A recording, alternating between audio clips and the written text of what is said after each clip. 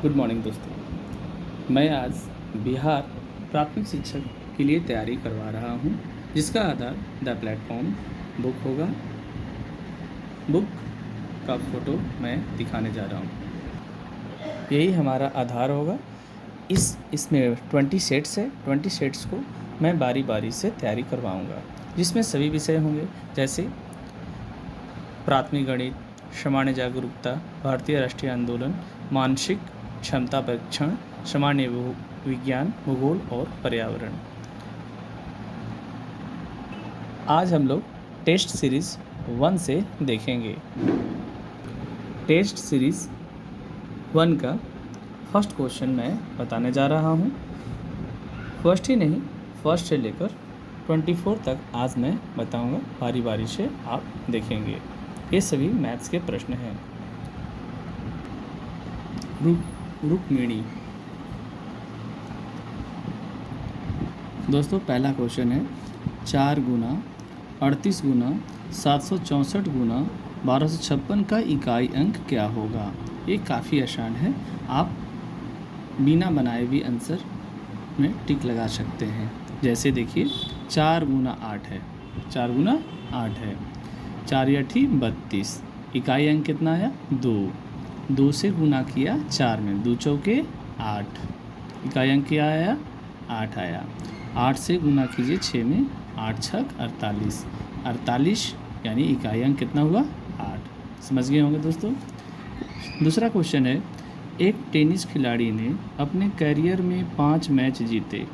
एक टेनिस खिलाड़ी ने अपने करियर में 5 मैच जीते, 12 मैच हारे और उसके 3 मैच ड्रा रहे।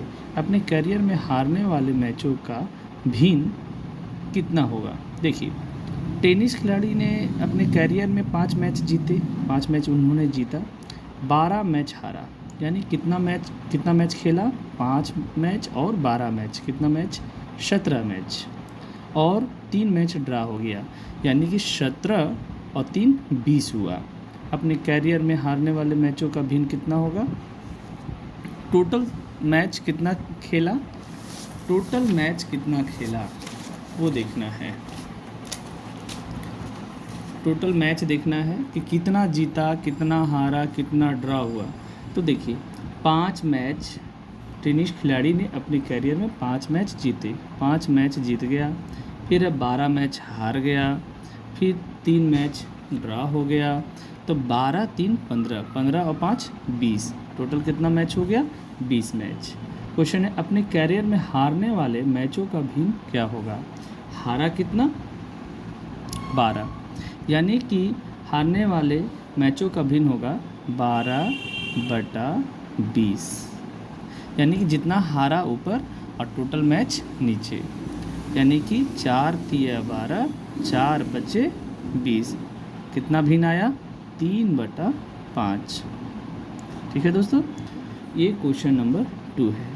ऑप्शन नंबर कितना होना चाहिए? ऑप्शन नंबर डी सही आंसर है, जैसा कि आप देख सकते हैं। क्या है? 3/5। ठीक है दोस्तों, अब क्वेश्चन नंबर 3 में चलते हैं। क्वेश्चन नंबर 3 क्या है वो देखेंगे। निम्न समीकरणों में से किसके मूल वास्तविक और असमान हैं। देखिए, x² - 2x + 1 = 0, x² - 4x + 4 = 0, x² - 1/2x + 1/2। तो वास्तविक क्या है क्वेश्चन? निम्नलिखित समीकरणों में से किसके मूल वास्तविक और असमान हैं। तो देखिए, ये क्लास 10th का क्वेश्चन है कि जिसका विवेचक 0 से बड़ा होता है, जिसका विवेचक 0 से बड़ा होता है, डिस्क्रिमिनेंट 0 से बड़ा होता है, उसका मूल वास्तविक और असमान होता है। तो यहाँ पर सबका विवेचक निकाल के चेक करेंगे। जैसे पहला प्रश्न है, पहला प्रश्न क्या है? इसमें x² - 2x + 1 है। ठीक है, इसका d निकालते हैं। d का फॉर्मूला क्या होता है? d मीन्स विवेचक। ठीक है, क्या होता है? विवेचक। डी का क्या होगा, b² माइनस 4ac। b कितना हुआ, -2, -2 का स्क्वायर किया 4, a कितना हुआ 1, c कितना हुआ 1, 2 का स्क्वायर 4, 4 1 जा 4, फिर 4 1 जा 4, 4 - 4 0। जिसका विवेचक शून्य होता है उसका मूल वास्तविक और बराबर होता है। अब देखते हैं सी में, देखते हैं x² माइनस 1/2x प्लस 1/2 है। चलिए डी निकालते हैं। डी का फॉर्मूला होता है b² माइनस 4ac। b का स्क्वायर मतलब 1 माइनस 1/2 का स्क्वायर। ठीक है दोस्तों, आपको -4a के प्लेस पे क्या है 1 और c के प्लेस पे क्या है 1/2, -1/2 का स्क्वायर किया तो क्या हुआ 1/4। ठीक है, अब 2 एकम 2, 2 दूनी 4, क्या हो जाएगा यहाँ पर 2 एकम 2, फिर से 2 एकम 2, कितना हुआ 2। तो यहाँ पर हो जाएगा 1 माइनस 8/4, 1 माइनस 8/4। कैसे 4 दूनी 8 हुआ, कितना आया -7/4।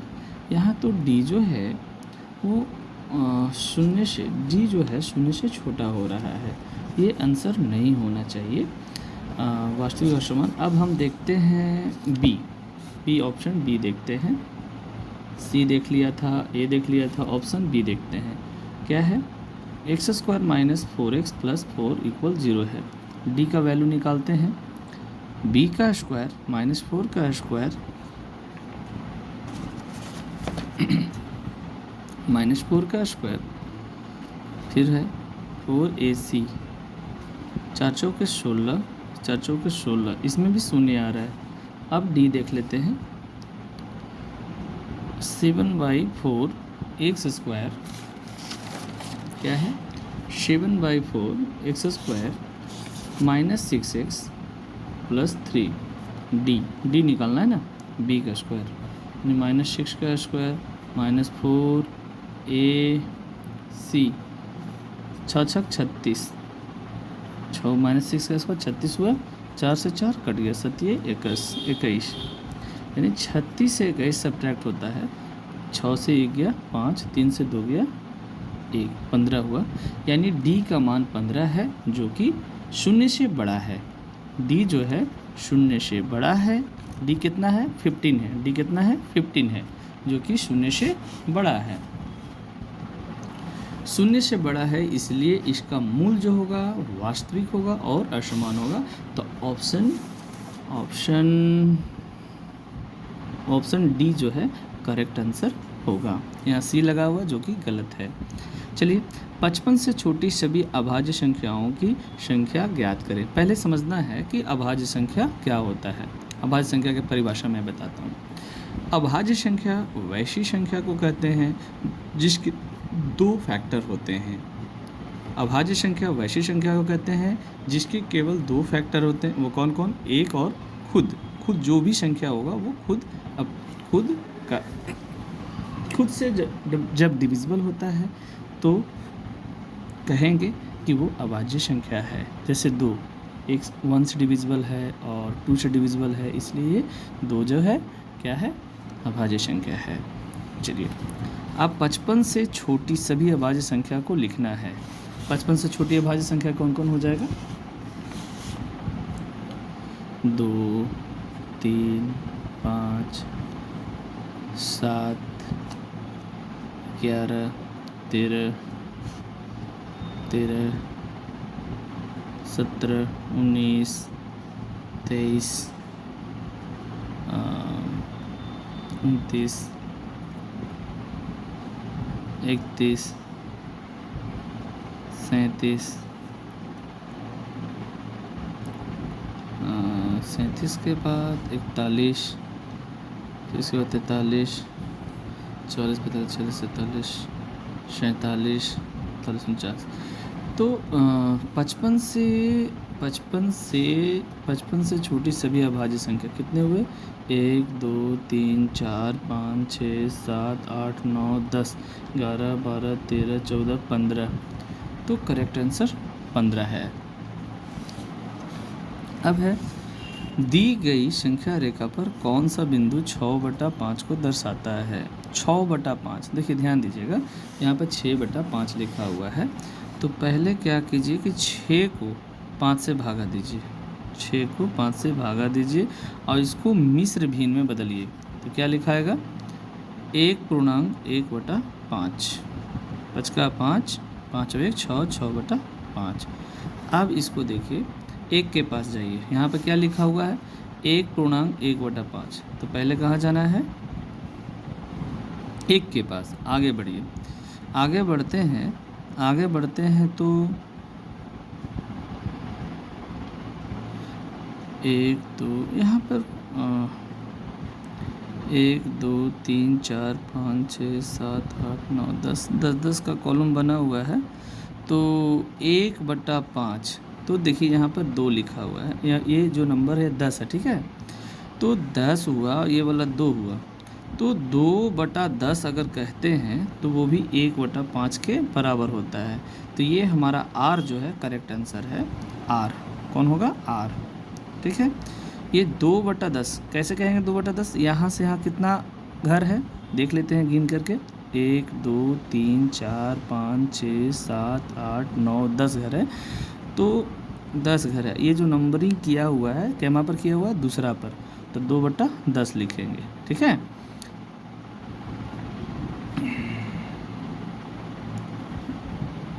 दो बटा 10। दोस्तों क्वेश्चन नंबर 4 गलत हो गया था। हम लोग अभी जो बनाए थे 55 से छोटा अभाज्य संख्या पता करना था। तो हम लोग पता किए थे, क्या क्या पता किए थे? 2 3 5 7 11 13 14 19 23 29 31 37 41 43 47 47, लेकिन एक 53 भी होगा, क्योंकि यहाँ एक क्वेश्चन है। क्वेश्चन क्या है? 55 से छोटी सभी अभाज्य संख्या, ठीक है। तो 55 से सभी छोटी अभाज्य संख्या 2 से लेकर कहाँ तक होगा? 53 तक होगा।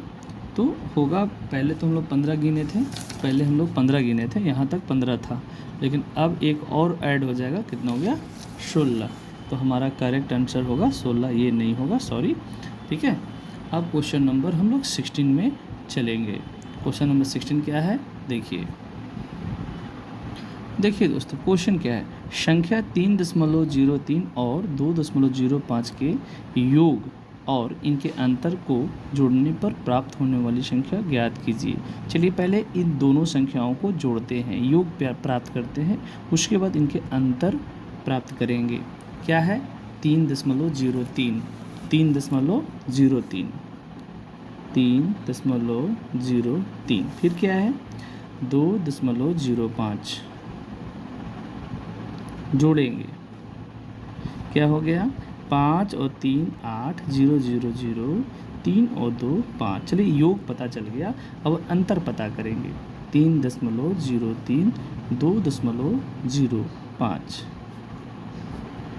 घटा देंगे, अंतर पता कर रहे हैं हम लोग।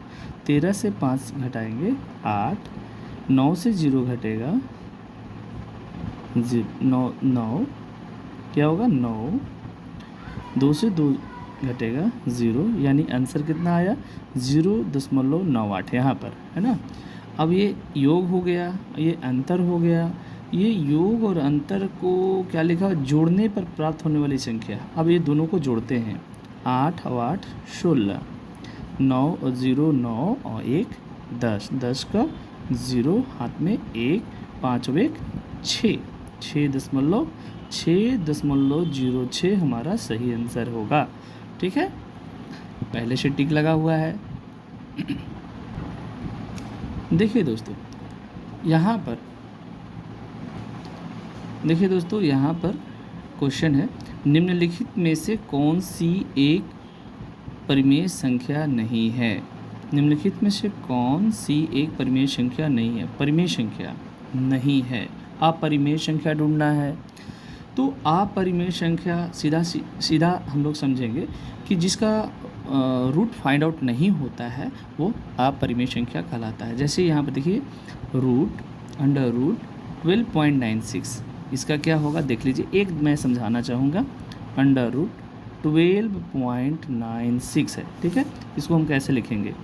Under root 1296 divided by 100। तो आप तो जानते हैं कि 1296 किसका स्क्वायर है? तो 36 का है। क्या है? 36 का है। 100 किसका स्क्वायर है? तो 10 का, ठीक है। यानी कि 1296 का स्क्वायर रूट क्या फाइंड आउट हो गया? 36। 100 का स्क्वायर रूट क्या हुआ? 10। तो ये तो परिमेय संख्या हो गया क्योंकि ये स्क्वायर रूट फाइंड आउट हो गया। लेकिन ये जो देख रहे हैं, पहले से मेरा टिक लगा हुआ है 125, इसका स्क्वायर रूट फाइंड आउट नहीं हो पाएगा। जैसे लिखा हुआ है 125, इसको फैक्टराइज करके लिखेंगे 5 × 5 × 5 लिखेंगे। यहाँ पर पेयर लगाएंगे, डबल 5 है तो 1 पेयर लग गया, लेकिन 1 पेयर नहीं और एक 5 का पेयर नहीं लग पाया, तो ये 5 का पेयर लग गया है, इसलिए 5 एक पेयर के बदले 5 बाहर हो जाएगा और ये 5 अंदर रूट के अंदर रह गया। यानी कि ये स्क्वायर रूट पूरी तरह से नहीं फाइंड आउट हो रहा है, इसलिए ये कौन सी संख्या हो गया? अपरिमेय संख्या। तो हमारा करेक्ट आंसर कौन सा हो गया? Under root 125। क्या क्वेश्चन पूछा जा रहा था? निम्नलिखित में कौन सी एक संख्या परिमेय संख्या नहीं है, मतलब अपरिमेय संख्या बताना था। तो रूट 125 ही अपरिमेय संख्या होगा। क्वेश्चन 8 देखते हैं। किन्हीं भी दो क्रमागत सम संख्याओं का गुणनफल हमेशा खाली जगह से विभाज्य होता है। हमेशा खाली जगह से विभाज्य, क्या से विभाज्य होता है? दो क्रमागत सम संख्या होना चाहिए। जैसे एक 8 ले लेते हैं, एक 10 ले लेंगे, चाहे तो एक 2 ले लेंगे, फिर 2 के आगे वाला ले लेंगे। 2 के आगे क्या होगा? 4। जैसे देख लो, एक संख्या 2 लिया, ठीक है, और उसका क्रमागत की बात कर रहा है ना, तो 2 के आगे वाला तो 3 होता है, लेकिन 3 तो विषम संख्या है। हमें क्या लेना है? सम संख्या, दो क्रमागत सम संख्या। तो कौन कौन ले लेंगे? 2 और 4। क्या से विभाज्य? और गुणनफल की बात किया जा रहा है, दोनों को गुना करके देखते हैं कितना हो गया? 8।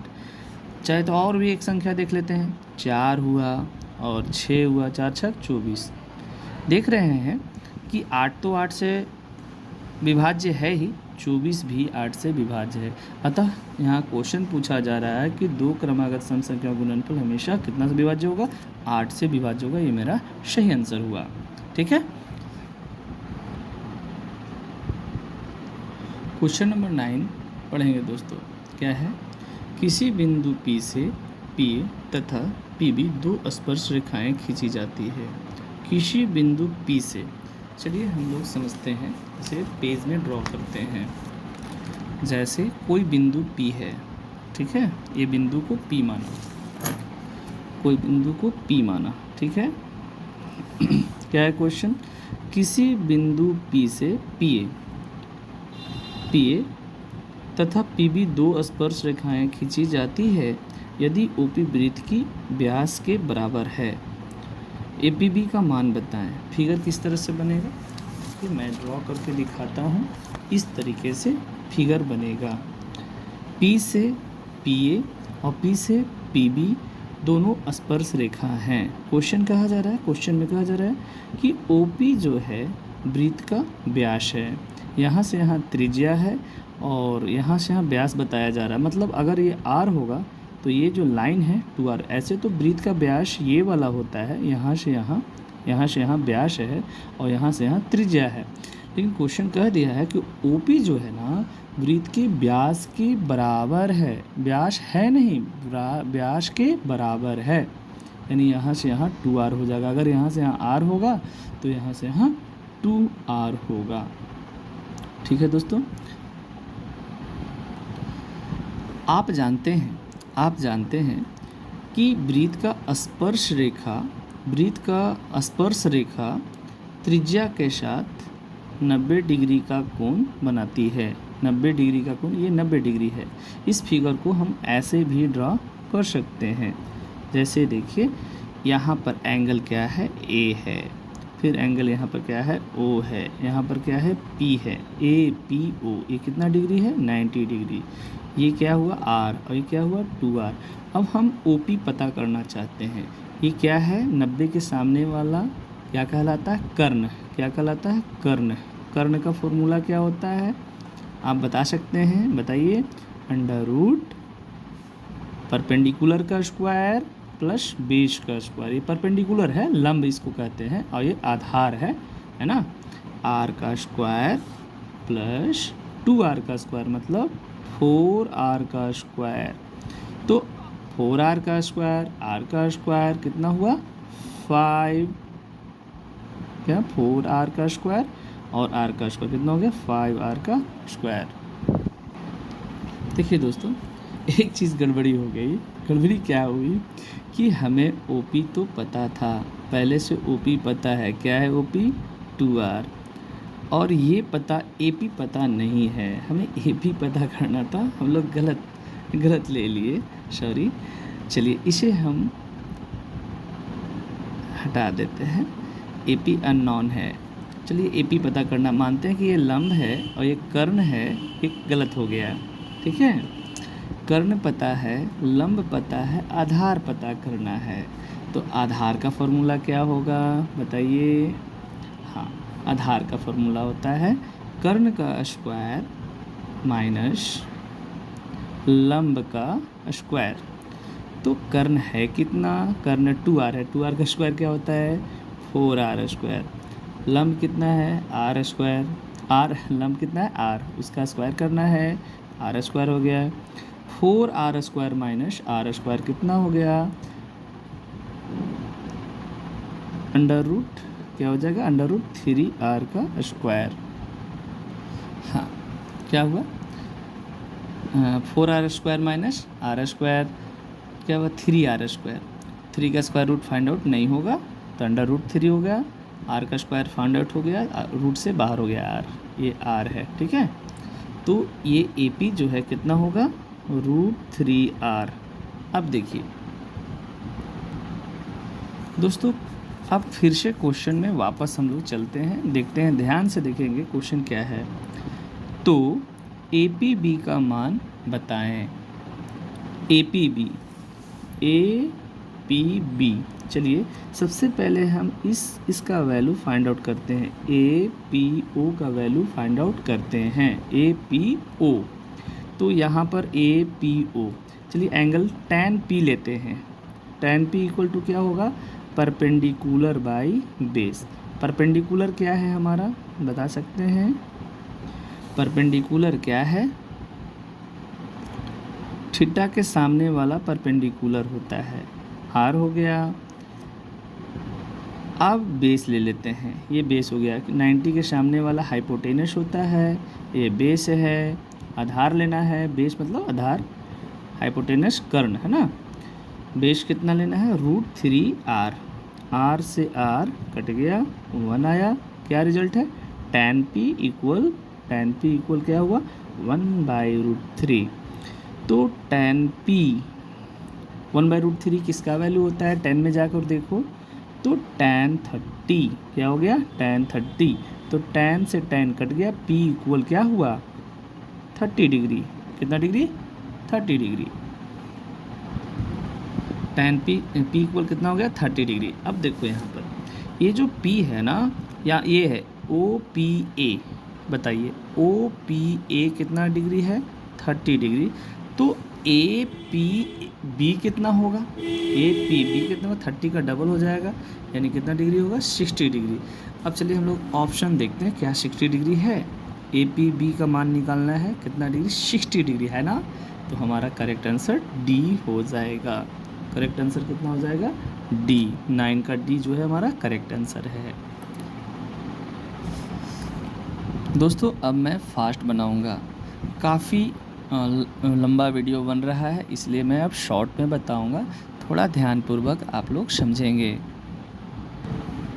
क्वेश्चन नंबर 10 देखेंगे, 30 के 3 हजारांश, हजारांश का मतलब होता है 1/1000 के 3 शतांश, शतांश का मतलब 100, 1/100, शतांश का मतलब 1/100, 3 दशांश 1/10 के 3 गुने का मान ज्ञात करें। देखिए इस तरीके से होगा, क्या है 30 के 3 हजारांश, 30 के मतलब गुना 3 हजारांश के 3 शतांश के 3 दशांश के 3 गुना कितना होगा। देखिए 1 0 से 1 0 कट गया, 3 3 9, 9 3 27, 27 3 81, 81 3 243 होता। देखिए मल्टीप्लाई करके दिखाया हूँ, 243 हुआ। 243 में इतना से डिवाइड करना है तो 0 काउंट कर लीजिए, 1 2 3 4 5 डिजिट के बाद डेसिमल बैठाना है। तो 1 2 3 डिजिट तो दिया हुआ है, 1 2 3 4, 5 डिजिट के बाद डेसिमल बैठाना है, 1 2 3 4 5, 2 0 अपने मन से बैठा दिया, यहाँ पर डेसिमल बैठा दिया। तो हमारा करेक्ट आंसर कौन होगा, option A will be correct answer. चलिए क्वेश्चन नंबर 11 देखते हैं। संख्या इतना में 8 का स्थानीय मानों में अंतर। यहाँ पे 2 8 दिया हुआ है, एक 8 तो दिया हुआ है, यहाँ इकाई दहाई सैकड़ा हज़ार 10,000 यानी 80,000 हो गया, और दूसरा जो है 80 होगा, इकाई दहाई 80 होगा। अब अंतर पूछा जा रहा है तो अंतर कर दीजिए, 0 से 0, 10 से 8 गया 2, यहाँ 9 बचा, यहाँ 9 बचा, यहाँ कितना बच गया 7, इतना हुआ, कितना हुआ 79,920, 79,920 आया है, आया है। ऑप्शन डी सही आंसर है। दोस्तों क्वेश्चन नंबर 11 तो कंप्लीट हो गया, 12 देखेंगे। दूध और पानी के 48 लीटर के मिश्रण में दूध और पानी का अनुपात 5:3 है। इस मिश्रण में कितना पानी मिलाएं कि अनुपात उलट जाए। सबसे पहले क्या करेंगे, दूध और पानी की मात्रा निकाल लेंगे। दोस्तों क्वेश्चन नंबर 12 पर ध्यान देंगे। दूध और पानी के 48 लीटर के मिश्रण में दूध और पानी का अनुपात 5:30 है। इस मिश्रण में कितना पानी मिलाएं कि अनुपात उलट जाए। देखिए हमारे पास 48 लीटर दूध और पानी का मिश्रण है, उसमें दूध भी है पानी भी है, और दूध का अनुपात 5 और पानी का अनुपात 3 है, यानी कि दूध और पानी का अनुपात कितना हुआ 5/3 हुआ। इसको 5:3 इस तरीके से भी लिख सकते हैं, ठीक है। अब हम 5 मात्रा दूध का मान है, 3 मात्रा पानी का मान है। देखो 5 को 5x समझ लिया, 3 को 3x समझ लिया, 5x + 3x कितना होता है 8x, 8x इक्वल कितना मान लिया, टोटल कितना था 48 हुआ। 8 से 48 को डिवाइड किया, कितना आ गया 6, x का वैल्यू 6 आ गया। अब देखेंगे 5x का वैल्यू फाइंड आउट करेंगे, यहाँ पर 6 पुट करेंगे, 6 5 जा 30, x यहाँ पर भी 6 पुट करेंगे, 6 3 जा 18, यानी कि दूध की मात्रा फाइंड आउट हो गया, पानी का भी मात्रा फाइंड आउट हो गया। अब क्वेश्चन कहा जा रहा है कि पानी में कितना मात्रा और मिलाया जाए। देखिए क्वेश्चन मार्क लगा दिया कि पानी में और कितना पानी मिलाया जाए कि जो पहले का जो अनुपात है 5/3 था, ये जो 5/3 है था वो 3/5 हो जाए, ठीक है, यानी कि पानी की मात्रा बढ़ जाए और दूध की मात्रा घट जाए। ये क्वेश्चन है बच्चे, ठीक है। अब ध्यान देना है क्रॉस मल्टीप्लिकेशन करेंगे, यहाँ पर 3 से गुना करेंगे, इसमें 18 3 54, और 3 से गुना के question mark 3 into question mark, और 30 बचे 150, ठीक है, 3 इंटू क्वेश्चन मार्क 54 प्लस में इससे माइनस होगा, कितना होगा 96, 3 से कट करेंगे, 3 3 9 3 2, यानी कि पानी और कितना लीटर मिलाना पड़ेगा 32 लीटर पानी मिलाना पड़ेगा। तो हमारा करेक्ट आंसर ए है। देखिए ध्यान से देखेंगे दोस्तों, यहाँ पर हमारा जो क्वेश्चन नंबर 13 है, A/B = 3/4, B/C = 5/9 और C/D = 16/15, तो A/D का मान क्या होगा, ये क्वेश्चन पूछा जा रहा है। चलिए सॉल्यूशन में आते हैं। क्वेश्चन नंबर कितना है 13, क्वेश्चन नंबर 13, ठीक है। A/B का वैल्यू, B/C का वैल्यू, C/D का वैल्यू दिया हुआ है। A/B मतलब A/B, 3/4 मतलब 3/4, ठीक है। इस तरह सबको लिख लिया। हमको A/D का वैल्यू पता करना था, हम सबको ए बटा बी बटा सी बटा डी सब को मल्टीप्लाई करके चेक किया तो देख रहे हैं बी से बी कट गया, सी से सी कट गया, तो ए बटा डी पता चल गया, ए बटा डी पता चल गया। तो इसका मतलब ये भी नहीं है कि ए लिख दिए यहाँ से ए लिख देंगे और यहाँ से डी लिख देंगे, 3/15 आंसर आ गया, ऐसे नहीं करना है। सबका वैल्यू रख देना है, बी बटा सी बटा डी सबका वैल्यू रख देना है। यहाँ से काट छाट करना है, 4 एकम 4, 4 चौके 16, 4 आया, फिर 5 एकम 5, 5 तिये 15, 3 आया, 3 एकम 3, 3 एकम 3 कट गया। अब गुना करके देखिए, 4 एकम 4, 4 एकम 4, 9 एकम 9, 9 एकम 9, 9 आ गया, 4/9 करेक्ट आंसर होगा। अब ऑप्शन देख लेते हैं कितना आंसर है, 4/9। क्या 4/9 है? सी, ऑप्शन सी हमारा करेक्ट आंसर है। ठीक है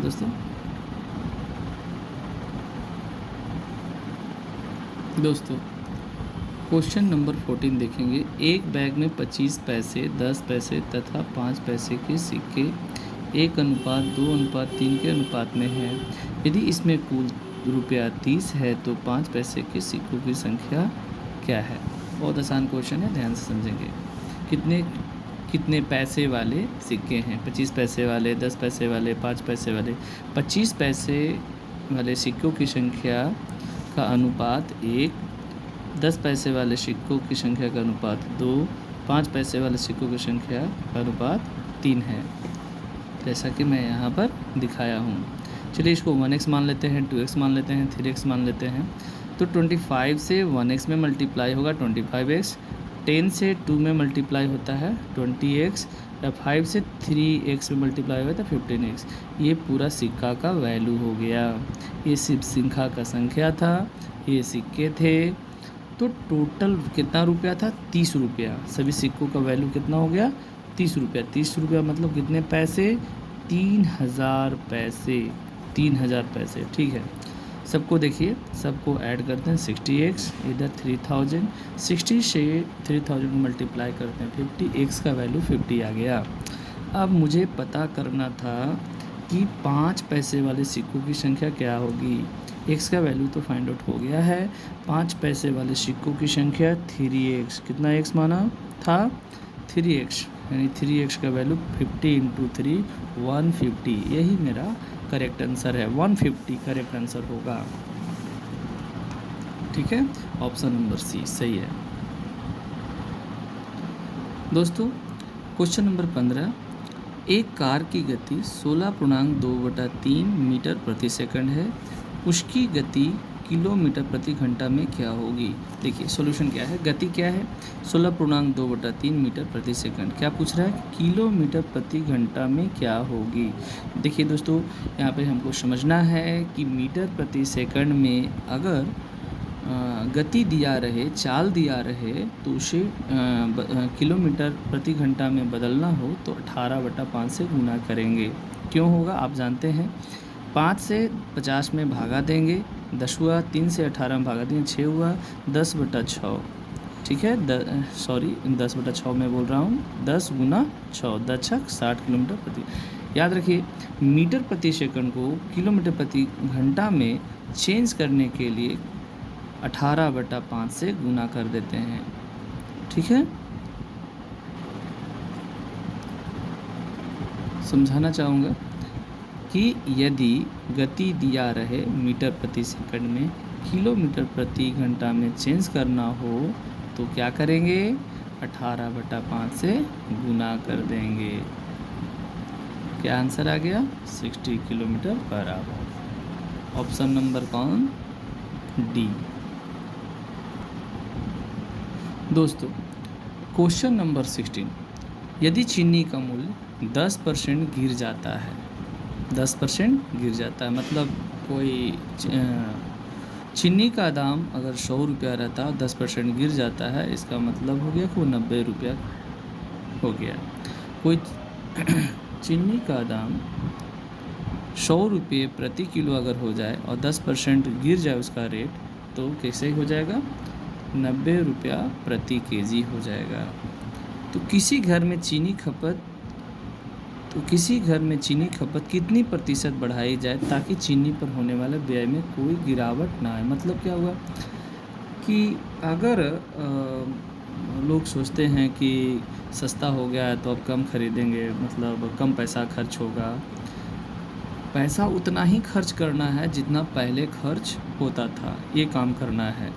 यानी कि चीनी अब ज़्यादा खरीदना है, खपत कितना बढ़ाया जाए, खपत कितना बढ़ाया जाए कि पैसा उतना ही खर्च हो, ये समझना है। चलिए इसको फिर से समझते हैं। चीनी का मूल्य में गिरावट कितना हुआ? 10%। मान लिया जाए कि पहले का जो वैल्यू था चीनी का वो 100 रुपया था। पहले का वैल्यू कितना रुपया था? 100 रुपया मान लिया गया, ठीक है। 10% जब गिरावट हो गया, अब यहाँ पे समझना 100 रुपया प्रति केजी समझ लेते हैं, ठीक है। 100 रुपया प्रति केजी, 10% गिरावट आ गया तो जो 100 रुपया में 1 किलो आ रहा था चीनी, वो अब कितना रुपया में आ रहा है? 90 रुपया में आ रहा है, 10% गिरने पर। क्वेश्चन क्या है कि ये 90 रुपया में कितना और बढ़ा दिया जाए, 90 रुपया में और कितना बढ़ा दिया जाए कि खपत में कोई प्रभाव ना पड़े, यानी 100 रुपया ही आ जाए। तो 90 में कितना बढ़ाया जाए कि खर्च उतना ही हो, ठीक है। खर्च कितना था पहले का? 100 रुपया, ठीक है। कितना था? 100 रुपया। हमको तो पता नहीं है कितना बढ़ाना है, लेकिन क्या मान लिए 90 में बढ़ाना है ना। तो 90 में बढ़ाना है, कितना बढ़ाना है नहीं पता, तो क्या कर लेंगे 90 का 1%, 90 का 1%, ठीक है। तो 90 का 1% यहाँ लिख लेंगे। 90 प्लस में है, इधर जाएगा तो माइनस में। 100 में से 90 गया, कितना बचेगा? 10, ठीक है। अब क्या करना है? 10 से 10 में गुना किया 100, यहाँ पर 9x बच गया। 9x इक्वल 100 है। x का वैल्यू फाइंड आउट करना है तो 100 में 9 से डिवाइड करेंगे, पूर्णांक में चेंज करेंगे तो क्या हो? 11 पूर्णांक 11 होल 1/9, 11.1/9% आ जाएगा। यही हमारा करेक्ट आंसर है, ठीक है। यानी कि option number D correct answer. दोस्तों क्वेश्चन नंबर 17 समझेंगे। क्या लिखा है? यदि 8 वस्तुओं का क्रय मूल्य 10 वस्तुओं के विक्रय मूल्य के बराबर हो तो लाभ या हानि प्रतिशत ज्ञात करें। जितना 8 वस्तु का क्रय मूल्य है, मतलब 8 वस्तु को जितना रुपया में खरीदा जाता है उतना ही रुपया में 10 वस्तु को बेचा जाता है। इस तरीके से समझिए। देखिए यहाँ पर देखिए, यहाँ पर देखिए,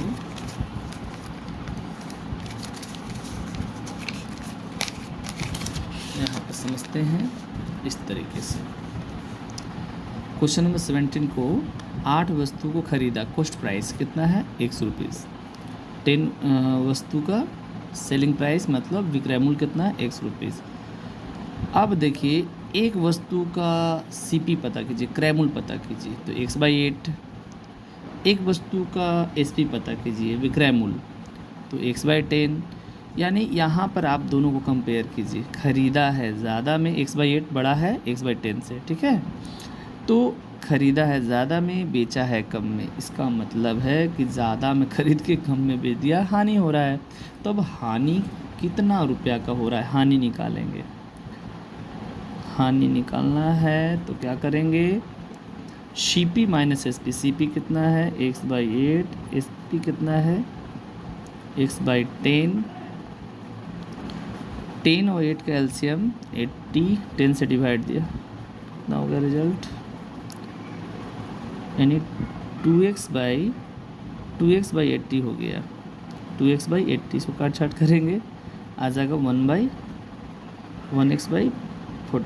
तो 1x ना लिखे x लिखा जाता है। चलिए अब हानि प्रतिशत निकालना है। तो हानि प्रतिशत का फॉर्मूला क्या होता है आप जानते होंगे।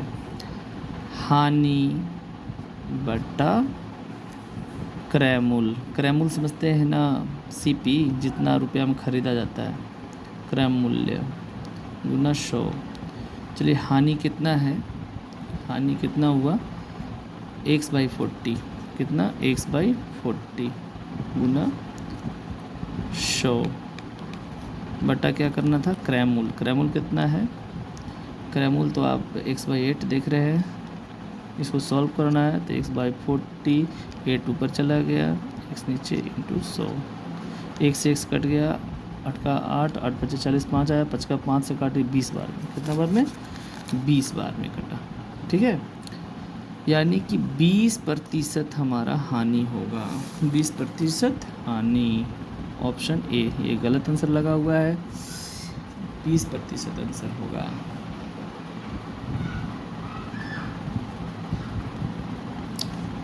दोस्तों नेक्स्ट क्वेश्चन देखेंगे। क्वेश्चन क्या है? क्वेश्चन नंबर 18 देखना है। कोई धन साधारण ब्याज की दर से 6 वर्ष में दुगना हो जाती है, मतलब पी रुपया रहता है 2p हो जाता है।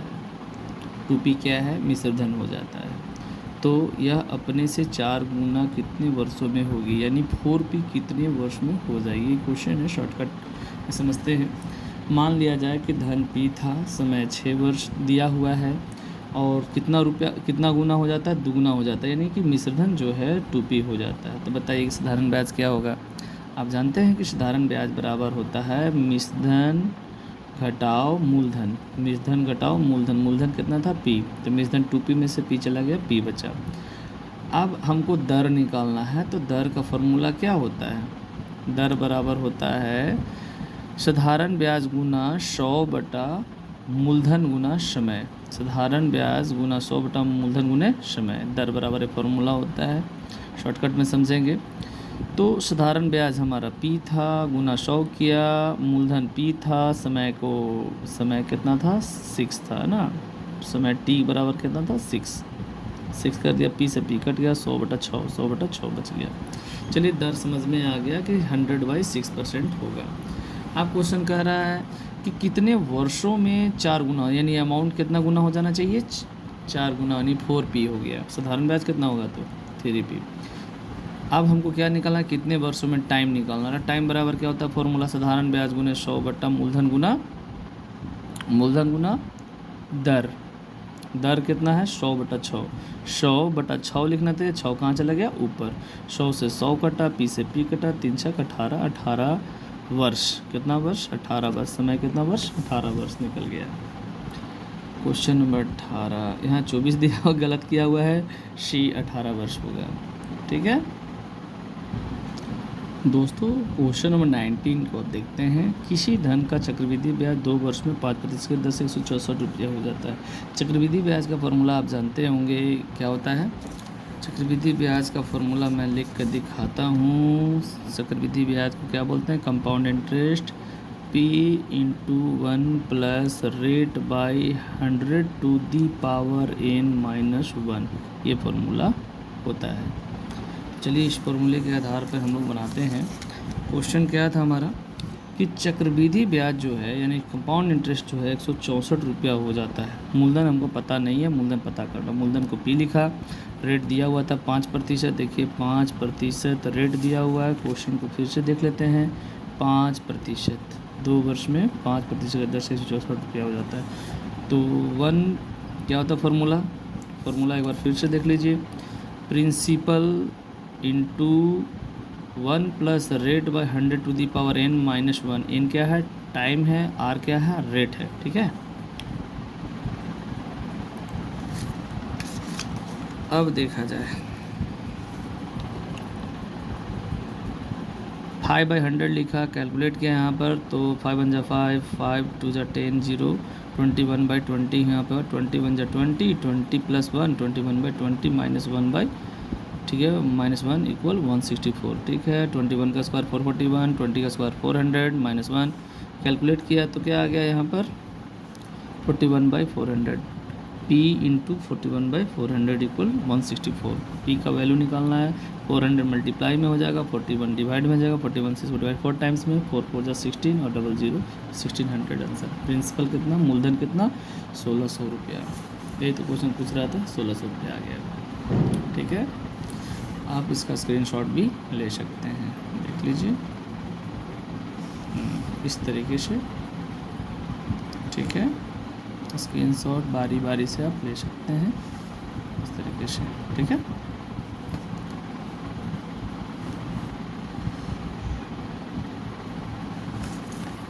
चलिए आज इतना ही, नेक्स्ट कल होगा।